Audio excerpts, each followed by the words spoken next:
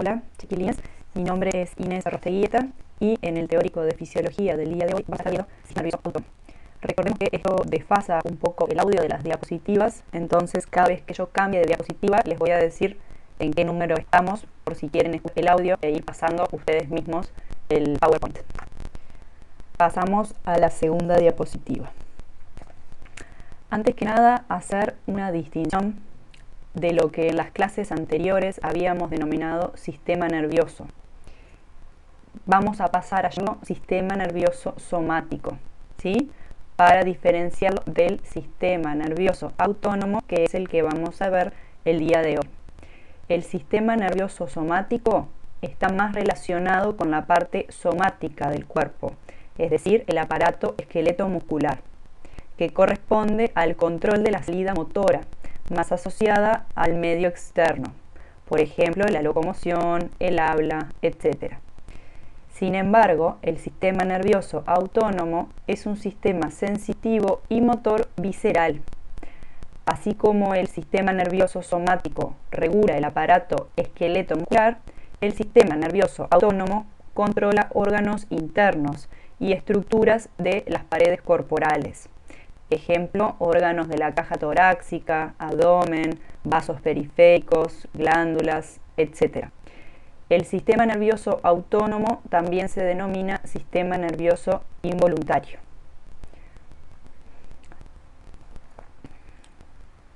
Muy bien, continuamos con la diapositiva. Vamos a aclarar algo más de esta respecto a su distribución. Parte del sistema nervioso autónomo lo vamos a encontrar en el sistema nervioso central y parte en el sistema nervioso periférico. Vamos a ver que su principal función es la de mantener constante y en equilibrio el medio interno, ¿sí? Mecanismos denominados homeostasis. Pasamos a la siguiente diapositiva. La homeostasis, del griego estado estacionario, implica el mantenimiento de medio interno constante a través de mecanismos fisiológicos de regulación. ¿Para qué? Para que las células vivan y cumplan sus funciones de forma recta, ¿sí? Para que esto ocurra, nosotros necesitamos una determinada composición y calidad del medio que rodea a la célula, ¿verdad? Cuando hablamos de medio nos referimos al ambiente subyacente de la célula, el líquido intersticial, el plasma. Bien, algunas de las características que regula el sistema nervioso autónomo es, por ejemplo, la temperatura corporal, el pH, la presión parcial de oxígeno, de dióxido de carbono, los nutrientes, como por ejemplo el nivel de glucosa en sangre o de ácidos grasos, electrolitos, por ejemplo, el calcio como un segundo mensajero, el fosfato. Pasamos a la diapositiva número 4. Entonces, el sistema nervioso autónomo a su vez se divide en 3 subsistemas, 2 de los cuales vamos a ver el día de hoy y uno vamos a profundizar más adelante cuando veamos digestivo. Por un lado tenemos el sistema nervioso simpático y el sistema nervioso parasimpático. En estos nos centramos el día de hoy. Podemos encontrarlos, como dijimos, dentro y fuera del sistema nervioso. Ambos van a inervar prácticamente los mismos órganos y van a actuar de forma coordinada, pero generando normalmente respuestas opuestas. Entre los dos, entonces, se encargan de regular de forma precisa los órganos. Van a inervar músculo liso, músculo cardíaco y glándulas. Recordemos que el músculo liso lo podíamos encontrar, por ejemplo, en las vísceras o en las paredes de los vasos sanguíneos, ¿sí? También van a ser el sistema nervioso simpático y el parasimpático mediadores de reflejos viscerales, como vamos a ver al final de la clase. Y el sistema nervioso entérico, pasamos a la diapositiva número 5. Esto es un pantallazo, lo vamos a ver más adelante, pero es para que vean.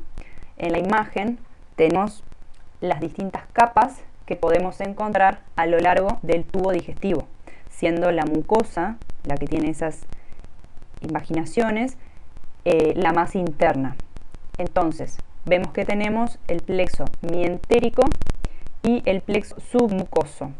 Estos dos plexos forman el sistema nervioso entérico, que es muy importante, tiene casi la misma cantidad que neuronas que encontramos en la médula espinal y va a tener funciones como, por ejemplo, controlar los movimientos contráctiles del tubo digestivo, permitiendo así el avance de la comida, y va a tener funciones también de controlar la secreción de jugos gástricos, por ejemplo, y el flujo sanguíneo local.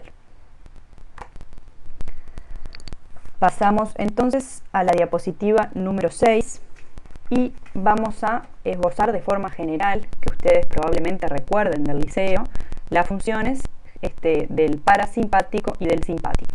El sistema nervioso parasimpático se caracteriza por estados de reposo y digestión, ¿sí? Es como un estado de descanso en donde nuestro cuerpo se prepara para, por ejemplo, digerir alimentos, ¿sí? Mantiene la frecuencia cardíaca basal y la respiración y el metabolismo en condiciones normales. Por el contrario, el sistema nervioso simpático se caracteriza por activarse en momentos de peligro, como una reacción de lucha o de huida. Se encarga, por lo tanto, de aumentar la estimulación del corazón para poder así bombear con más fuerza y irrigar la sangre, por ende el oxígeno necesario a todos los músculos, por ejemplo, en caso de que yo tenga que huir. También aumenta la estimulación de los vasos periféricos, glándulas sudoríparas, músculos erectores del pelo, músculos oculares. Piensen en todas aquellas respuestas que nosotros desencadenamos cuando nos encontramos en peligro. Bueno, todo eso, ese desencadenamiento de reacciones es gracias a la activación del sistema nervioso simpático. Y estos dos sistemas, como le mencionaba, el parasimpático y el simpático, funcionan de una forma muy estrecha, coordinan sus funciones y juntos logran reacciones precisas. Vamos a ver un poco entonces cómo es la anatomía, la organización anatómica de estos dos sistemas. Ahora estamos en la diapositiva número 7. Entonces, acá tenemos de forma general, sin hacer distinción entre el simpático y el parasimpático.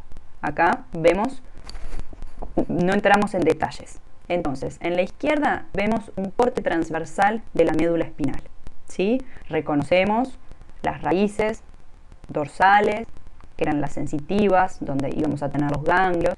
Vemos las raíces ventrales, distinguimos la sustancia gris con esta disposición de H y la sustancia blanca que la rodea.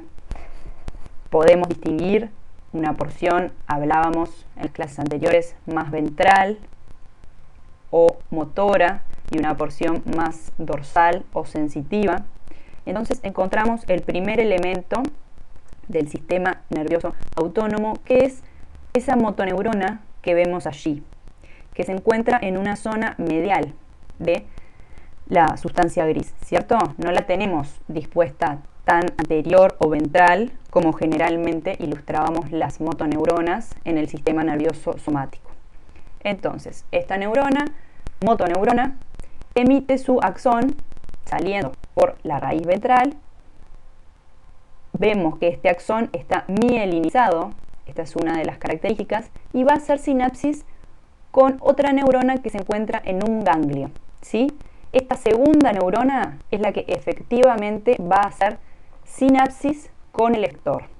Entonces tenemos dos motoneuronas, desde la médula espinal hacia el efector.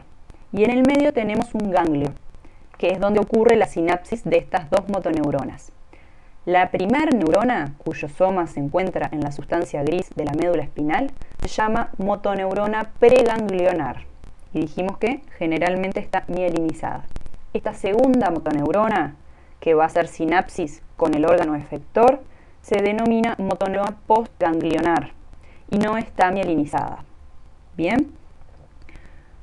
Los órganos efectores pueden ser tanto músculos como glándulas, dijimos, ¿verdad? Yo puedo estimular una glándula sudorípara y estimular así su secreción.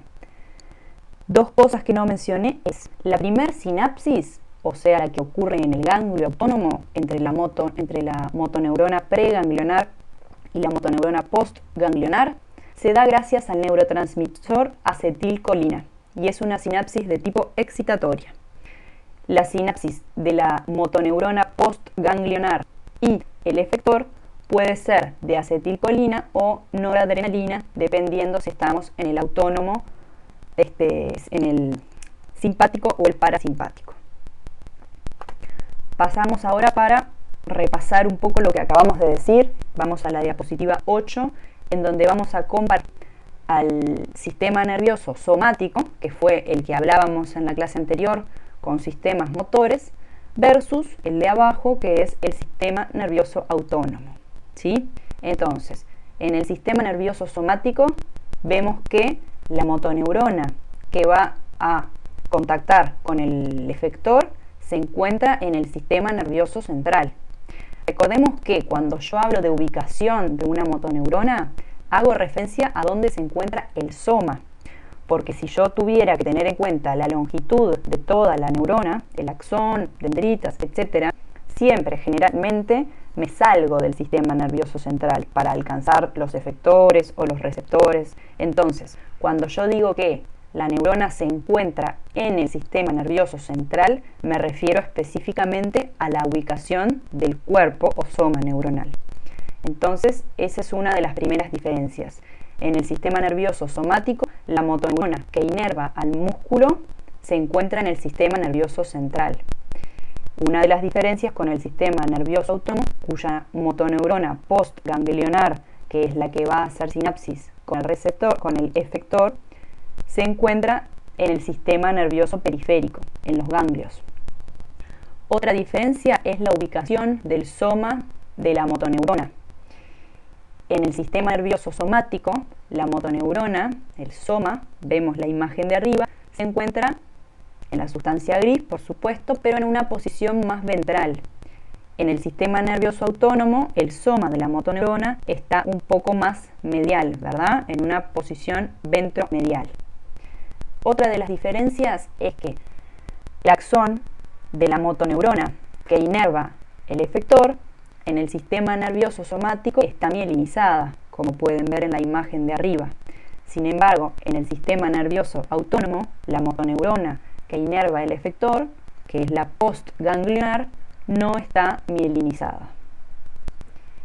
Bien, continuamos entonces, pasamos a la diapositiva número 9, en donde vamos a ver algunas características específicas del simpático, ¿sí?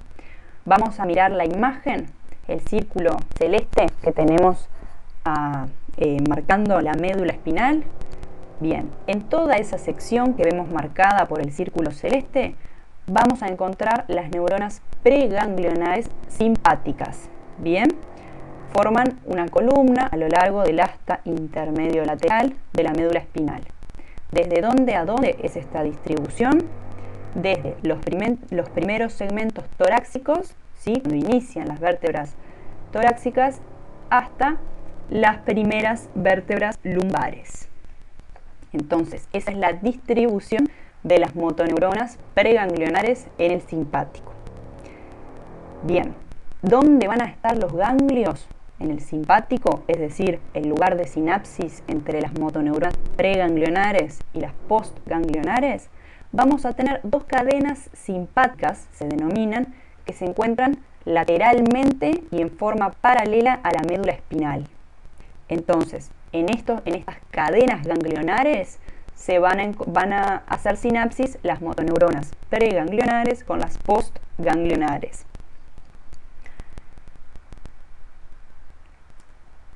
Entonces, y otra de las diferencias va a ser entonces que los neurotransmisores de las motoneuronas postganglionares y los efectores pueden ser noradrenalina o adrenalina, ¿sí? Pasamos ahora a la diapositiva número 10 para ver las particularidades del sistema nervioso autónomo parasimpático. Nos centramos de nuevo en los círculos celestes, pero esta vez vemos que tenemos dos y están separados. Entonces, uno lo tenemos a nivel del tronco encefálico y otro lo tenemos a nivel sacro, en la médula espinal. En esos dos lugares vamos a encontrar las motoneuronas preganglionares del parasimpático, ¿sí? Las motoneuronas postganglionares no las vamos a tener en cadenas paralelas a la médula espinal, sino que estos ganglios se van a encontrar cercanos a los órganos blanco o directamente dentro de ellos. El neurotransmisor de la sinapsis de la motoneurona postganglionar y el efector se caracteriza por ser acetilcolina. Pasamos a la diapositiva 11, en donde tenemos un punteo, ¿sí? Una comparación entre el simpático en la imagen de la izquierda y el parasimpático en la imagen de la derecha. Una de sus diferencias es el origen, o sea, dónde podemos encontrar a las motoneuronas preganglionares. En el simpático, veamos el círculo celeste, las encontramos dentro de la médula espinal a nivel torácico y lumbar. Y el origen en el parasimpático es a nivel del tronco encefálico y la médula sacra. Bien, ¿dónde tenemos los ganglios? Lugar, recordemos, de sinapsis entre las motoneuronas preganglionares y las postganglionares. Bueno, en el simpático los ganglios dijimos que están en dos cadenas paralelas a la médula espinal. En este dibujo tenemos solo una, acá dibujada a la derecha, pero hay una igual hacia la izquierda, ¿sí? Y en el parasimpático dijimos que los ganglios se encuentran próximos o mismo en los órganos blancos. Otra diferencia eran los neurotransmisores. En el simpático, la sinapsis efectora utiliza al neurotransmisor noradrenalina y el parasimpático utiliza a la acetilcolina. Bien, respecto a los efectores, no vamos a hacer muchas diferenciaciones, sin saber que hay distribuidos por todo el cuerpo. Dijimos que iban a inervar básicamente músculos, ¿sí? Músculo liso, tenemos glándulas y recordemos que casi todos estos órganos tienen una inervación recíproca, es decir, que están inervados tanto por el simpático como por el parasimpático. Estos suelen tener una respuesta opuesta, ¿sí? El simpático me aumenta la frecuencia cardíaca, el parasimpático me la disminuye, pero actúan de forma coordinada. Pasamos a la diapositiva 12 para resumir un poco estas características que estuvimos mencionando hasta ahora de las respuestas del simpático y del parasimpático. El parasimpático dijimos que apunta a un estado de reposo, de descanso y de digestión. Se encarga de regular la generación y la preservación de recursos, ¿sí? Cuando piensen en las características del parasimpático, piensen en después de almorzar, siesta. Vamos a tener una disminución de la frecuencia cardíaca, un aumento del tono muscular, aumentan los movimientos peristálticos y las secreciones, ¿sí? Hay una retracción de las pupilas. Por el contrario, el sistema nervioso parasimpático tiene un efecto opuesto, ¿sí? Se va a encargar de prepararnos a nosotros para un potencial peligro, ya sea si estoy atacando, si me están atacando, apunta a la movilización de recursos, ¿sí? Yo necesito tener recursos disponibles en sangre, no los voy a almacenar como el parasimpático, sino que los voy a tener disponibles para su utilización. Me aumenta la frecuencia cardíaca, la fuerza de contracción del corazón, etcétera, etcétera. Pasamos entonces a la diapositiva número 13. Entonces, dijimos que tenemos tres divisiones atómicas y funcionales del sistema nervioso autónomo que inervan los órganos internos y estructuras de la pared corporal, por lo que tenemos el sustrato para el control del medio interno, ¿cierto? Pero, ¿cómo lo logran? Bueno, vamos a necesitar, como siempre que hablamos del sistema nervioso, una entrada de información, ¿sí? Un estímulo, una aferencia sensitiva, un procesamiento o integración de esta información y una salida, una eferencia, una respuesta. Bien, entonces, la principal entrada de información sensorial al sistema nervioso autónomo es a través de los propios receptores. recordemos que los propios receptores eran receptores sensoriales del organismo que sensaban estímulos internos, como por ejemplo la presión parcial de oxígeno o de dióxido de carbono, la distensión de los vasos, receptores viscerales del dolor, ¿sí? Y también podemos tener una entrada externa, ¿sí? A través de nociceptores, por ejemplo, que se activan frente a una herida, ¿sí? Por ejemplo, y generan una vasoconstricción local para evitar una posible hemorragia. Entonces, en la imagen que tenemos acá, tenemos un ejemplo de reflejo simple. Acá tenemos una víscera, ¿sí? Hagamos de cuenta que es un vaso sanguíneo, ¿sí? En vez de una víscera. Entonces, yo voy a tener, por un lado, en verde, la neurona sensitiva. Entonces, tengo la aferencia, la entrada. Siempre su soma, dijimos que estaba en el ganglio de la raíz dorsal, ¿verdad? Entra a la médula espinal por la raíz dorsal, al asta dorsal, como siempre lo sensitivo, hace contacto con una interneurona y esta interneurona le pasa la información a la motoneurona preganglionar, que es la celeste, y esta va a emitir su axón para hacer contacto en ganglio con la motoneurona postganglionar, y esta es la que efectivamente va a ir a inervar el, habíamos dicho, vaso. Entonces, dependiendo del estímulo que sensó, ese vaso, por ejemplo, va a generar vasodilatación o vasoconstricción. Bien, continuamos entonces con la diapositiva número 14 y vamos a ver algunos reflejos. Pasamos en realidad a la diapositiva número 15. Y vamos a ver un ejemplo de un reflejo autónomo que es reflejo cardiovascular, ¿sí? Varios reflejos del aparato cardiovascular son útiles para controlar la presión arterial y frecuencia cardíaca. Uno de ellos es el reflejo baroreceptor, ¿sí? Que vamos a ver cuando veamos específicamente de cardio. Lo que ocurre básicamente es que un aumento en la presión arterial, ese sería el estímulo, estimula a los baroreceptores, que van a ser los receptores que midan la presión. Si yo aumento la presión, estos receptores se estimulan y van a enviar este estímulo a través de... Yo saqué las vías porque para no entreverar no era necesario profundizar tanto, pero llegan estas aferencias sensitivas a través del núcleo del tracto solitario. ¿Y qué va a suceder? Voy a inhibir al simpático y voy a estimular al parasimpático, porque recordemos que el parasimpático se encargaba de un descenso en la presión arterial, ¿sí? Tanto en la presión arterial como en el ritmo cardíaco. Entonces, repasamos un poquito. De forma general, si ustedes recuerdan cuáles son las funciones del simpático y parasimpático, pueden razonar cuáles se van a excitar e inhibir para llevar su respuesta a cabo o no. Entonces, si yo les digo que hay un aumento de la presión arterial, lo que yo quiero hacer para alcanzar la homeostasis, este equilibrio que mencionábamos al principio, es disminuirla. ¿Cuál de los dos sistemas disminuye la presión arterial? El parasimpático. Por lo tanto, el parasimpático lo voy a activar. Por el contrario, el simpático me sigue aumentando la presión arterial. Entonces lo que hago es inhibirlo. ¿Qué logro con esta combinación? Un descenso y un restablecimiento de la presión arterial. Ahora pasamos a la última diapositiva, que nos muestra otro ejemplo de reflejo, que es un reflejo autónomo digestivo, el reflejo de defecación, que también es muy simple. ¿Qué va a ocurrir?